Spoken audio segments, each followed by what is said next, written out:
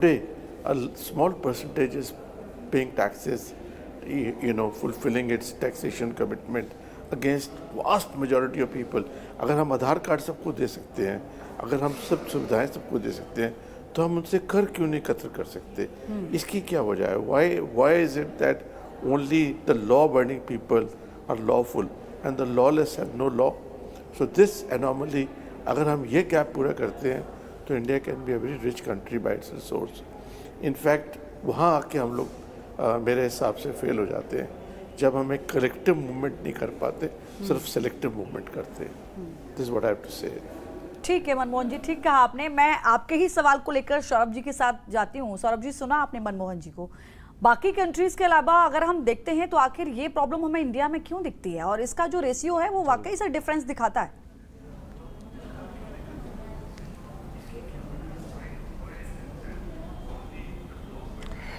हाँ जी, मैं पूरा सहमत होता हूँ मनमोहन जी से.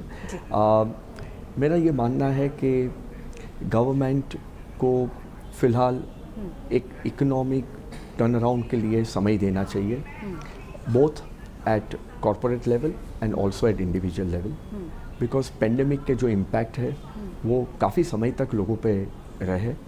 अभी ये टाइम आया है जब हर एक आदमी, हर एक कंपनी अपने हिसाब से अपनी ग्रोथ स्टोरी लिखना चाहती है, और इस टाइम पे अगर गवर्नमेंट का सहकार मिल जाता है तो डेफिनेटली जो हमारे पास जो स्ट्रेंथ है, हमारे पास जो टैलेंट है और जो फ्यूचर रोड मैप दिखाई दे रहा है भारत के लिए, आई थिंक उसका हम पूरा उपयोग कर पाएंगे.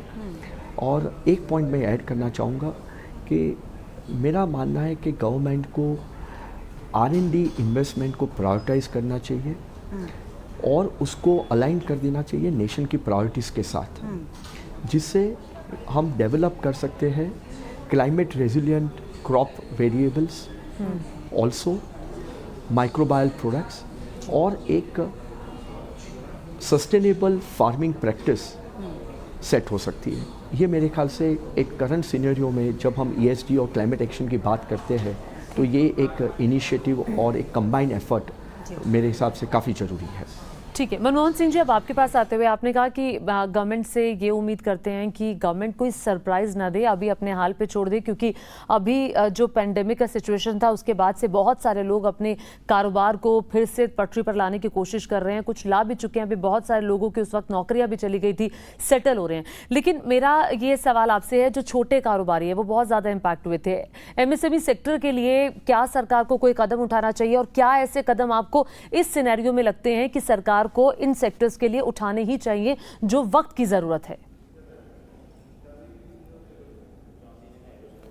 देखिए, जहाँ तक MSME या टाइनी इंडस्ट्रीज की बात है, इनका जो सबसे बड़ा इम्पैक्ट पड़ा है वो GST का पड़ा है. समवेयर डाउन द लाइन हम लोग जहाँ पे मिस कैलकुलेट करके सर्विस इंडस्ट्री पे जो GST लगा है उसने एम्प्लॉयमेंट को बहुत हिट किया है. आपको मैं एक छोटा सा उदाहरण देता हूँ. एक आदमी एक रेस्टोरेंट की जगह लेता है, उसका 18% रेंट है. अगर उसका 1 लाख रुपये रेंट है तो उसको 1,18,000 रुपये देना पड़ रहा है आज की डेट में, और उसको कोई इनपुट भी नहीं मिलता है. इनपुट के लिए कंडीशन ऐसी है जिससे उसका सेल नहीं होती है. और you would understand MSC and tiny industry was the biggest Avenue for employment.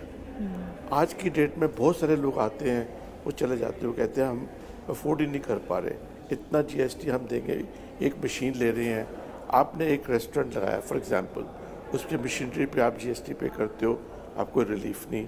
आप उसकी टैक्स, उसकी रेंट पे GST दे रहे हो, आपको रिलीफ नहीं.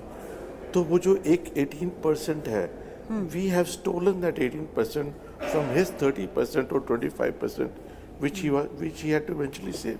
जो उसने बचाना था उसी में से हम तो उसके पार्टनर बन गए सीनियर. वहाँ पे एक मिसकैलकुलेशन ये नहीं हुई है कि उसका व्यवसाय नहीं चल रहा, उससे एक मिसकैलकुलेशन ये हुई है कि जो एम्प्लॉयमेंट जनरेट होती थी वो रह गई है.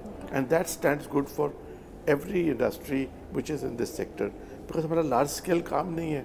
आप एक प्रोडक्शन करते हो, आप उस पर कैलकुलेट करते हो, उसके ऊपर बोलते हो यार मुझे ये पैसे मेरे पास बचने हैं, उसमें से आप इतना पैसे दो जिसका आपको रिफंड ही नहीं आता, आपको कोई इनपुट ही नहीं आती. So somewhere down the line GST in service industry has become counterproductive.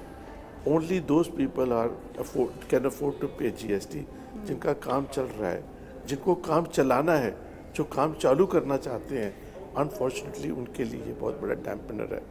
मैं अपनी इंडस्ट्री की तरफ से या स्मॉल सेक्टर की तरफ से ये कहता हूँ कि जब हमने GST इम्पोज किया तब हमें ये चीज़ ज़रूर माइंड में रखनी थी कि we are employment generators, they are engines of employment, it is impacting that also.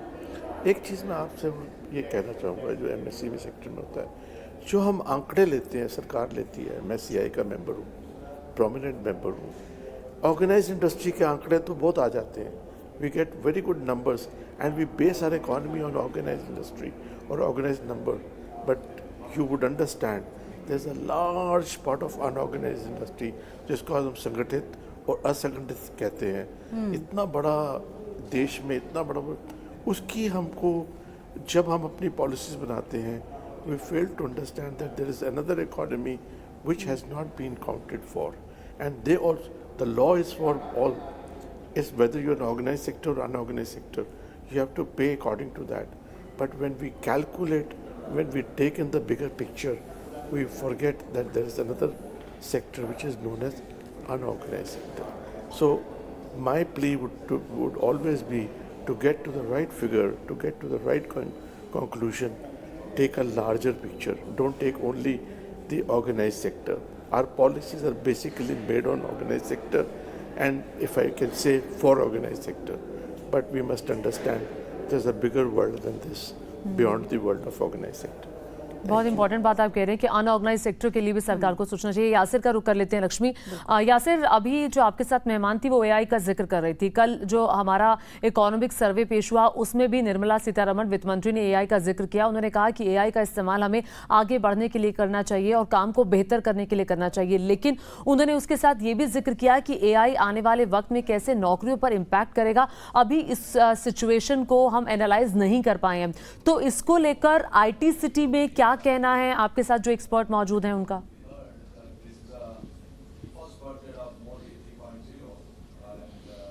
जी बिल्कुल, आपने सबसे पहले जो बात की तो आर्टिफिशियल इंटेलिजेंस को लेकर बात की। कल इकोनॉमिक सर्वे में भी उसका जिक्र हुआ है, लेकिन वित्त मंत्री ने ये भी कहा कि ये कैसे इम्पैक्ट होगा आर्टिफिशियल इंटेलिजेंस का नौकरियों पर। आप इस सेक्टर से जुड़ी हुई है, आप जानती है दोनों चीज़ों को, नौकरियों और आर्टिफिशियल इंटेलिजेंस को। क्या एक इम्पैक्ट होगा अगर आर्टिफिशियल इंटेलिजेंस जो है आगे बढ़ेगी? आर्टिफिशियल इंटेलिजेंस को आना ही आना है, हर किसी बिजनेस सेक्टर में वो अपना छाप छोड़ के ही रहेगा। तो ये चाहिए कि हम रीस्किल कर लें अपने आप को, जो हम पहले काम करते थे उसमें AI इंक्लूड हो जाए। तो इस हिसाब से अगर हम प्रयास करेंगे तो ज़रूर इसमें काम रहेगा ही रहेगा।